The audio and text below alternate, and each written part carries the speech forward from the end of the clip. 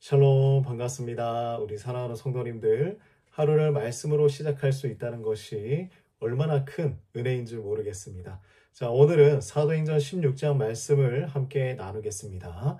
바울 사도와 실라가 하나님의 인도하심에 따라서 복음을 전하는 여정, 이것을 기록하고 있습니다. 자, 우리도 하나님의 인도하심을 따라 살아갈 때에 우리의 삶 속에 어떤 일이 일어날 수 있는지 함께 살펴보기를 원합니다. 오늘 말씀은 이렇게 시작을 하는데요. 자, 6절 말씀을 먼저 보겠습니다. 성령이 아시아에서 말씀을 전하지 못하게 하시거늘 그들이 부르기아와 갈라디아 땅으로 다녀가.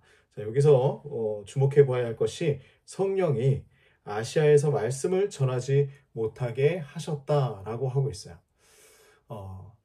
성령님께서 그들이 가는 길을 막으셨다. 바울과 실라가 가고 싶어 했던 지역이 있었습니다. 하지만 성령님께서 그 길을 막으신 것이죠. 자신들의 계획대로 가고자 했지만 하나님께서 다른 길을 가도록 만드신 것입니다. 자, 다시 그들은 부르기아와 갈라디아 지방을 거쳐서 무시아라는 지역으로 가는데요. 자, 이곳에서 비두니아라는 지역으로 가고자 했습니다. 자, 그때 또다시 이런 일이 일어나요. 뭐냐면 예수의 영이 그것을 허락하지 않았다. 계속해서 그들이 가는 길을 막고 있는 것입니다. 그래서 또다시 방향을 무시아를 지나서 드로아라는 지역으로 향하고 있어요. 자, 이곳에 도착했을 때에 바울은 한 환상을 보게 됩니다. 자, 9절 말씀인데요. 9절 말씀을 보니까 밤에 환상이 바울에게 보이니 마게도니아 사람 하나가 서서 그에게 청하여 이르되 마게도냐로 건너와서 뭐라고 합니까? 우리를 도와라. 이곳으로 넘어와서 우리를 도와주세요 라고 요청을 하고 있습니다. 자, 바울은 이 환상을 보고요, 바로 마게도냐로 가기로 결정을 하죠. 우리도 그럴 때가 있습니다. 우리가 계획한 길이 막힐 때가 있어요. 그때 우리는 실망하거나 좌절할 수 있지만 하나님께서는요, 그 막힌 길을 통하여서 우리에게 새로운 방향을 지시하시는 것입니다. 새로운 기회를 주시는 것이죠. 바울과 실라가 성령님의 인도하심을 따라가게 되었을 때에 얼마나 놀라운 일이 일어난 줄 아십니까? 바로 유럽 최초로 복음을 전파한 사람들이 되었다라는 것입니다. 자, 우리도 삶 속에서 계획이 막히거나 예상치 못한 상황을 만날 수 있습니다. 그러나 그때 하나님의 뜻을 구하면서 기도하는 우리의 모습이 되기를 원합니다. 그리고 하나님의 인도하심에 귀를 기울이시기를 원합니다. 하나님께서는 우리의 생각을 뛰어넘는 새로운 길을 반드시 보여주실 것입니다. 희망을 가지고 소망을 가지시기 바랍니다. 자, 이제 바울과 실라는 마게도냐 지방의 이 빌립보에 도착을 했을 때 복음을 전하기 시작했는데요. 그들은 안식일에 기도할 곳을 찾아서 강가로 나갔을 때에 그곳에 한 여인을 만납니다. 바로 루디아라는 여인인데요. 자, 이 여인은 자색 옷감을 파는 사업가였어요. 그리고 하나님을 경외하는 사람이었습니다. 그래서 바울이 복음을 전할 때 이런 역사가 일어나요. 14절 후반을 보면요.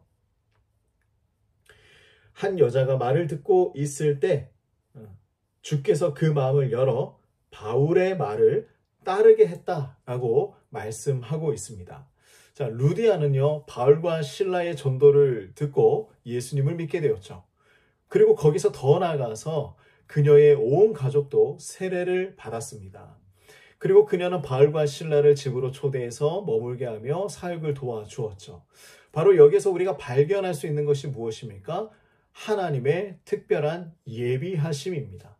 바울과 실라가 하나님의 인도하심을 따라 순종했을 때 하나님은 루디아라는 사람을 만나게 해주셨고 또 그녀는 빌립보 지역에 복음의 씨앗이 심어지게 했습니다.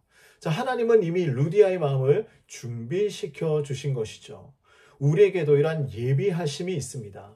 하나님께서는 우리 인생 가운데 예비해 놓으신 만남을 준비해 놓으셨습니다. 자, 우리가 하나님의 인도하심에 순종하며 나아갈 때에 새로운 만남을 통해 복음의 역사를 이루어 가시는 거예요. 또한 우리를 통해서 또 다른 누군가에게 은혜를 베풀어 주신다라는 것입니다.